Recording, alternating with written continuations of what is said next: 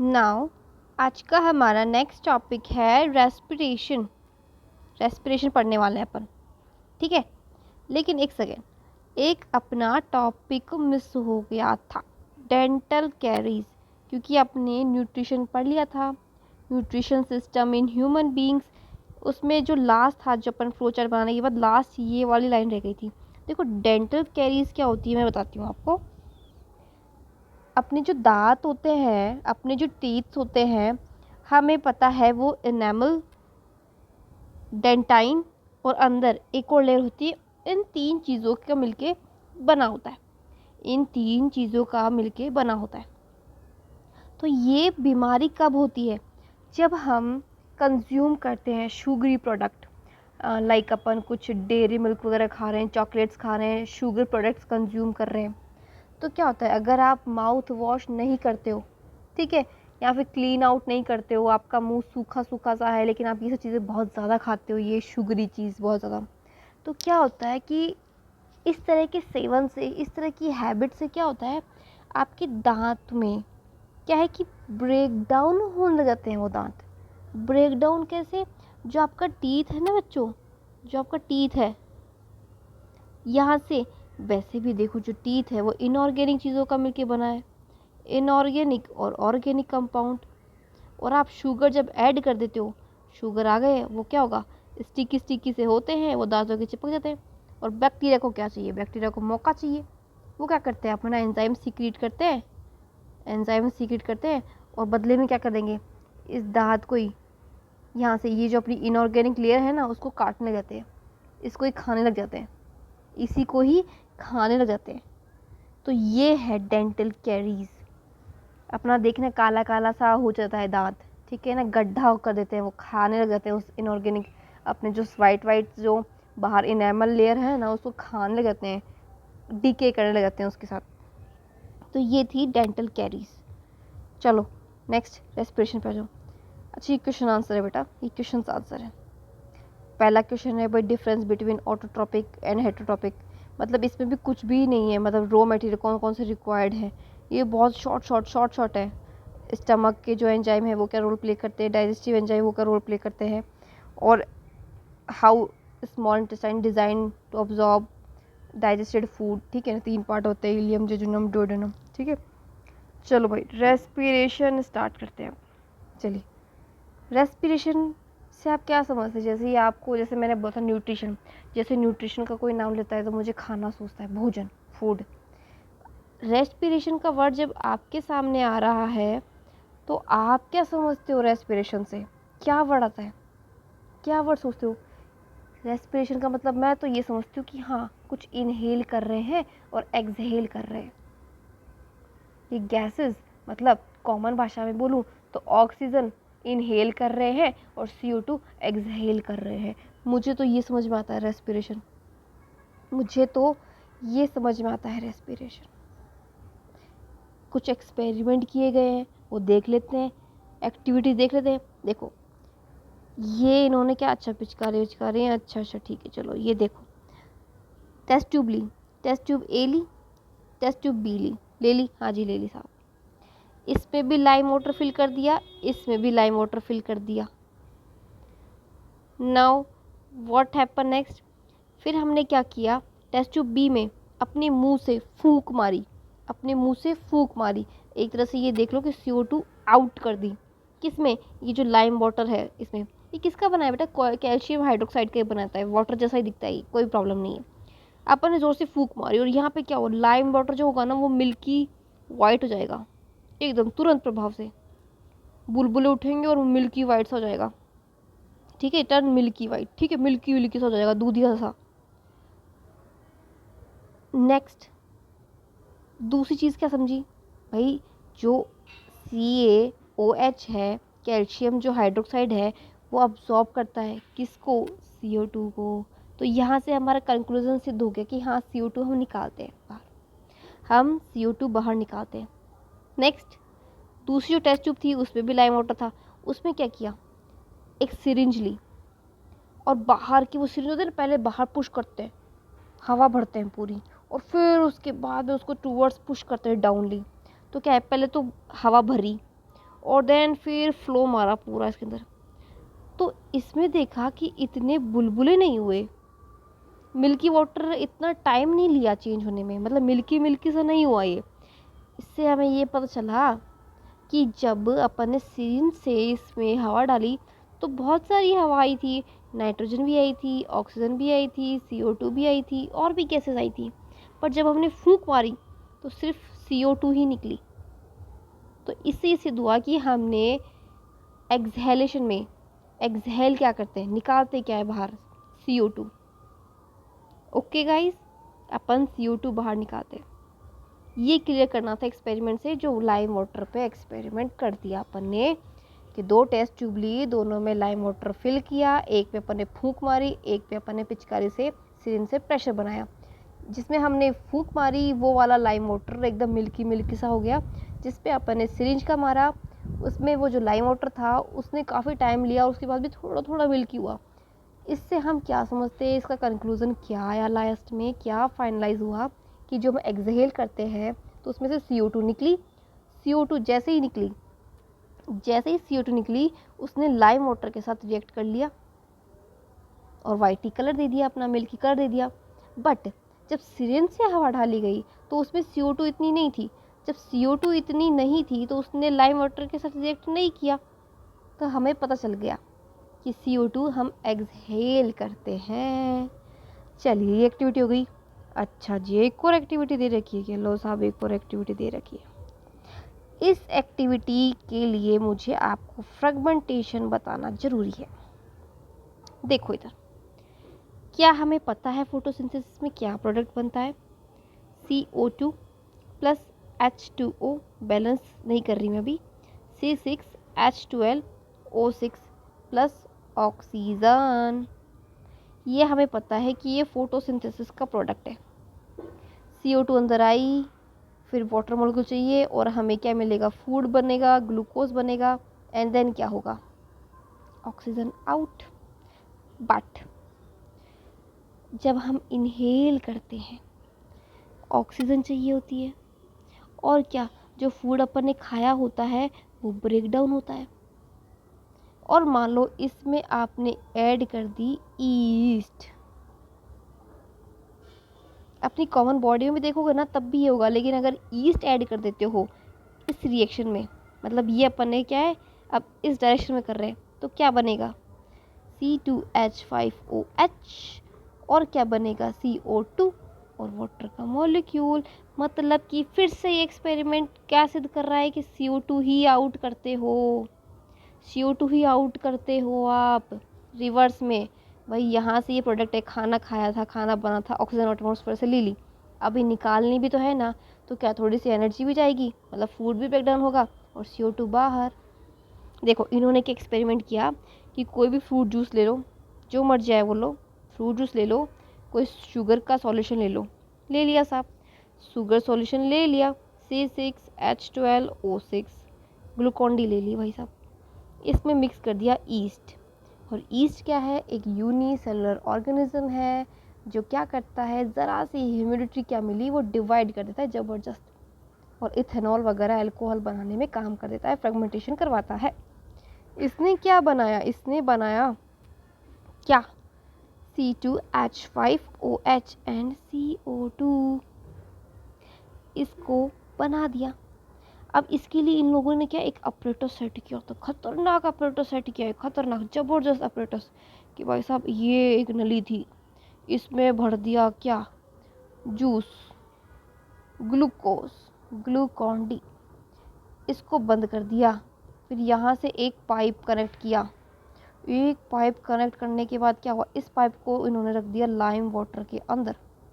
यहाँ पे लाइम, मैंने क्या बताया था, अभी एक्सपेरिमेंट पढ़ा है कि जो ये लाइम वाटर है ये किसके साथ रिएक्ट करेगा, CO2।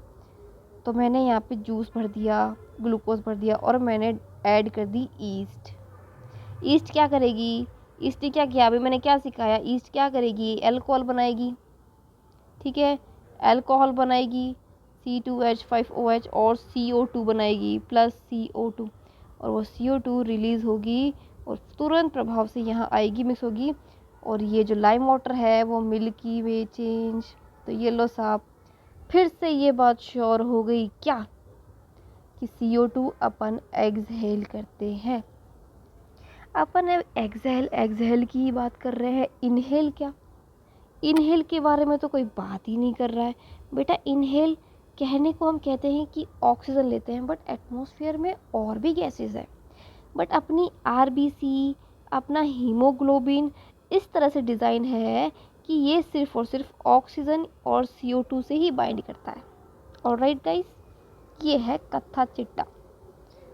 अब ये मत समझना कि इंसान ही रेस्पिरेशन करते हैं, प्लांट्स भी रेस्पिरेशन करते हैं, और ये कोई नई बात है नहीं।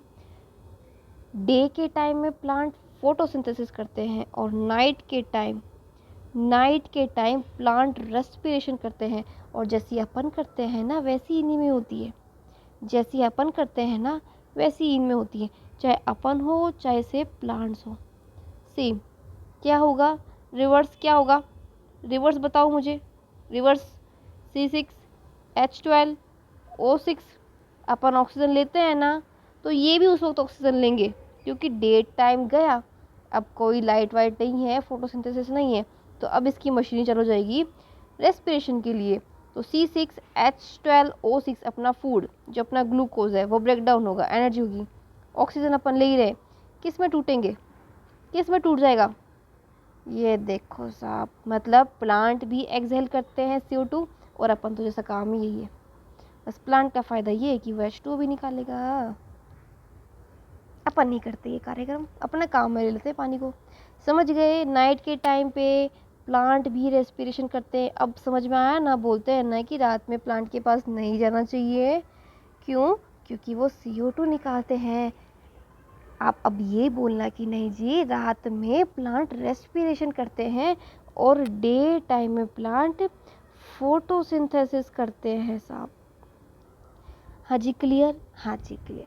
अब थोड़ा सा है ना, फ्रेगमेंटेशन को आगे फर्दर किया गया है। 2 टर्म बोलती हूँ, देखिए क्लियर है कि नहीं है। Aerobic, anaerobic. जिसमें ऑक्सीजन की रिक्वायरमेंट हो वैसे टाइप के रेस्पिरेशन को एरोबिक कहते हैं। जिसमें ऑक्सीजन की रिक्वायरमेंट नहीं है उसको एनारोबिक कहते हैं। क्या मैं बताऊं आगे? क्या मैं बताऊं? जिसमें ऑक्सीजन चाहिए वो 2 तरीके से चलेंगे। एक पाथवे ईस्ट चलाएगा जो अल्कोहल इथेनॉल बनाएगा, और एक पाथवे अपन चलाएंगे माइटोकॉन्ड्रिया के थ्रू। एनारोबिक कब होती है? जब ऑक्सीजन के मतलब ऑक्सीजन की वजह से रेस्पिरेशन नहीं होता है। कब होती है? उस वक्त क्या बनता है? Lactic acid. ये तब बनता है बेटा जब अपन मस्कुलर एक्टिविटी करते हैं, जिम वगैरह करते हैं, एथलीट है, ओलंपिक्स में है, रनिंग है, बॉक्सिंग है, रेसलिंग है, तब ये ऑक्सीजन की बहुत बुरी तरह से कमी हो जाती है और लैक्टिक एसिड बनना शुरू हो जाता है। क्या मैं समझा दूँ? क्या मैं समझा दूँ आगे ये पाथवे कैसे हो रहा है? क्या मैं समझा दूँ बेटा? ग्लाइकोलाइसिस, मुझे पता है याद नहीं है, मुझे पता है आपको याद नहीं है, और जिसको याद है बहुत ही बढ़िया। ग्लाइकोलाइसिस पाथवे 10 स्टेप पाथवे है। लास्ट में क्या बनेगा? पायरूवेट। इतना याद कर सकते हो क्या? एक बार के बोलो हाँ कि ना। इतना याद कर सकते हो कि ग्लाइकोलाइसिस में ग्लूकोज से लास्ट में पायरूवेट बनता है। मतलब 6 कार्बन के कंपाउंड से 3 कार्बन का कंपाउंड बनता है और 2 मॉलिक्यूल बनते हैं, एक पायरूवेट और एक और पायरूवेट। कितने कार्बन का है? 6 कार्बन का। देख रहे बेटा? 6 कार्बन का। 1 2 3 4 5 6, 1 2 3 4 5 6, मतलब 3 कार्बन का पायरूवेट, मतलब 2 कंपाउंड बनेगा, एक ये और दूसरा ये। बन गया, सब बन गया। अभी पायरूवेट की 3 डायरेक्शन है, 3 तरीके से। ग्लाइकोलाइसिस कर दिया, glucose, glucose 6 phosphate, fructose, fructose 6 phosphate, ये सब बनते हैं बेटा। ये सब चेन आती है, 10 step pathway, 10 step pathway. But मैं नहीं बता रही, डोंट वरी, मैं नहीं बता रही, ये भी नहीं है। रेस्पिरेशन पे आ जाओ। ग्लूकोज से हमें एंड रिजल्ट क्या मिलता है, पायरूवेट। मिला कि नहीं मिला, मिल गया। अब ये पायरूवेट के 3 फ्यूचर है, 3 डेस्टिनी है। एक ईस्ट के पास गया, अगर अपन को भेजना है कि भाई पायरूवेट से ऑक्सीजन की प्रेजेंस में ईस्ट क्या बनाते हैं, इथेनॉल, CO2, थोड़ी सी एनर्जी। आई रिपीट, ये 3 कार्बन का कंपाउंड ऑक्सीजन की प्रेजेंस में क्या बनाता है, ये बनाता है इथेनॉल, कार्बन डाइऑक्साइड, एनर्जी।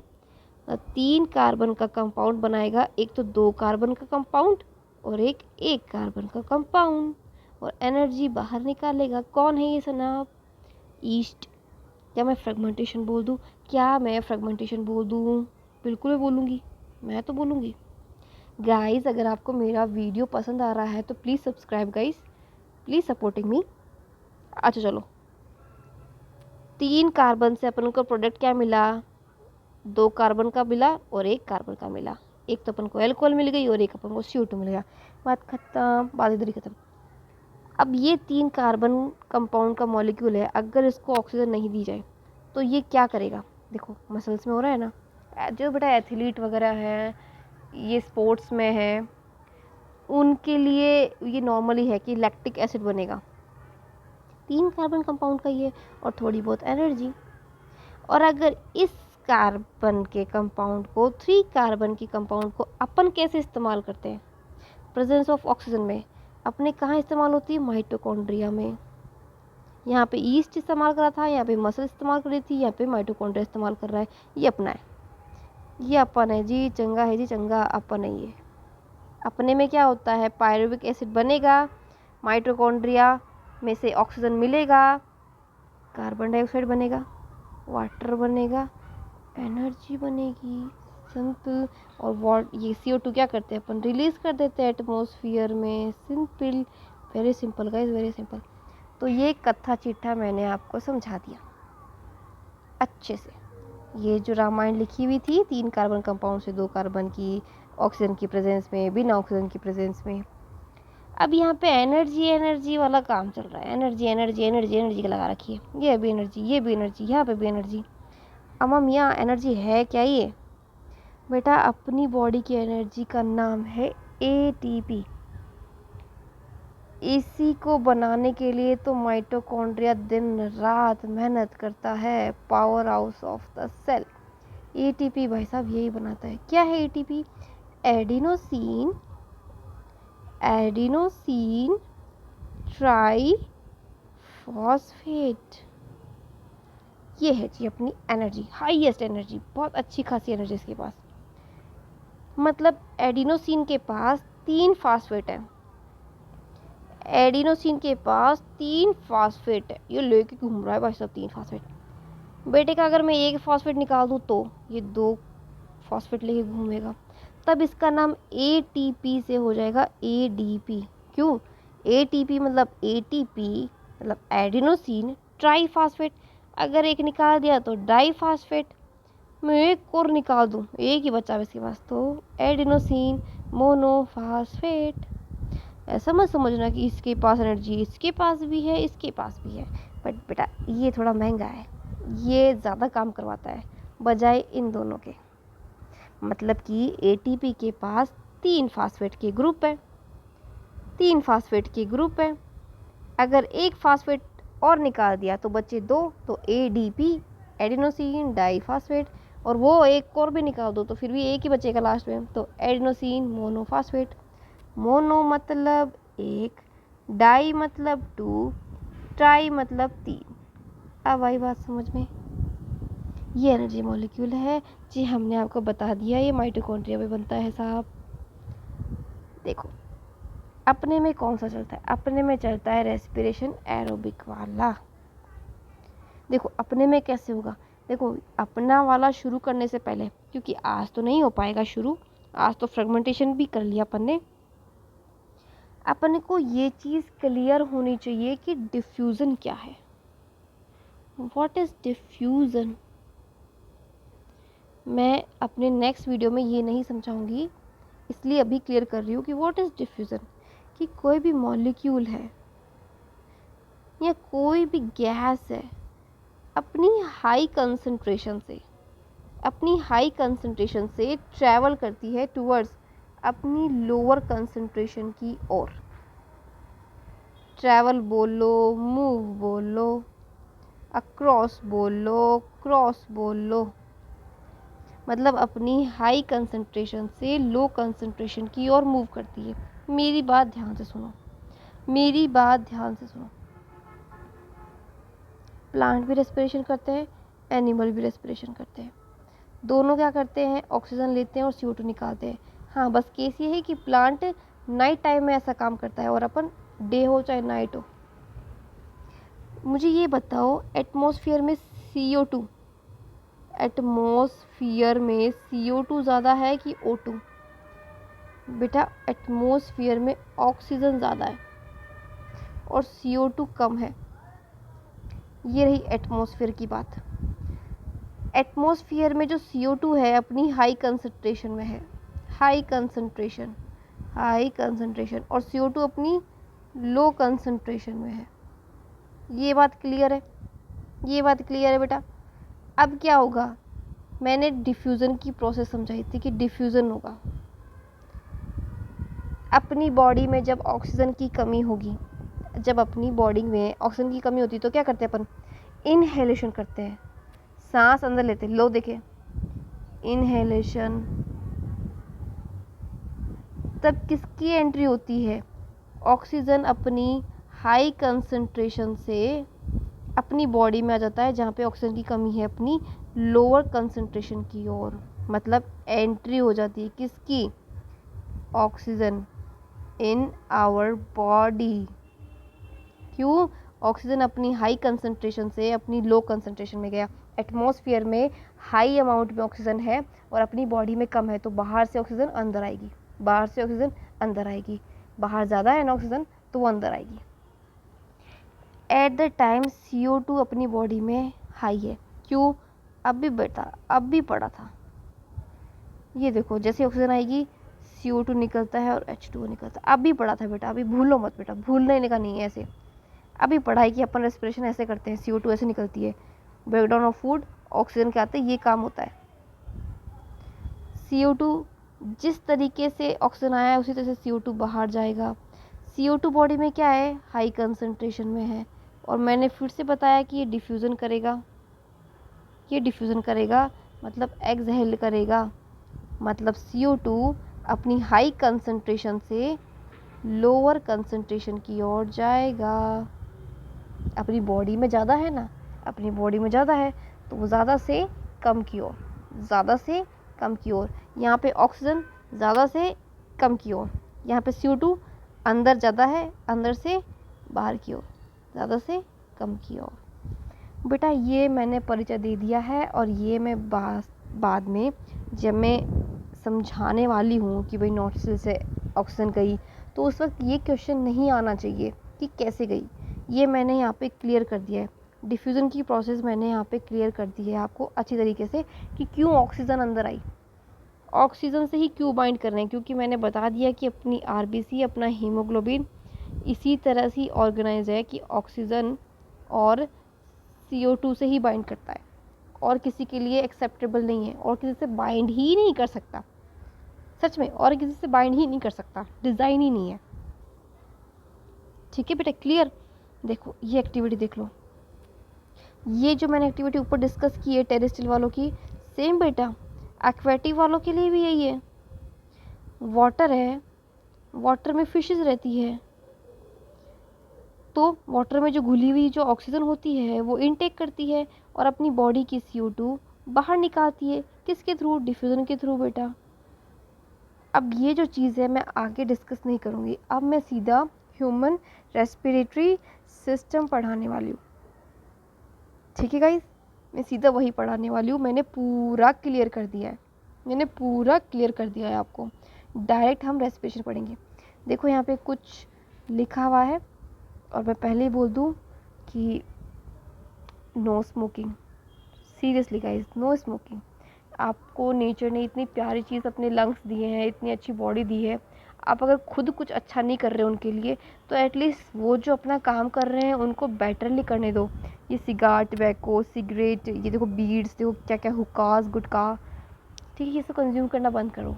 आप खुद तो कुछ कर नहीं रहे हो बॉडी के लिए कि हाँ मैं मेंटेन करता हूँ, चीनी कम खाऊंगा, तीखा कम खाऊंगा, ऑयल कम खाऊंगा। एटलीस्ट जो बॉडी फंक्शन कर रही है उसको तो बेटरली करो। ये सब चीज़ें दे दे के क्यों इफ़ेक्ट कर रहे हो उस चीज़ को, क्यों करनी? ऑलरेडी बॉडी कर रही है अपने आप, ठीक है। तो गाइस, अगर आपको मेरा ये वीडियो पसंद आ रहा है, मेरे लेक्चर्स पसंद आ रहे हैं, तो प्लीज़ सब्सक्राइब कीजिएगा and thank you and keep smiling. Thank you so much.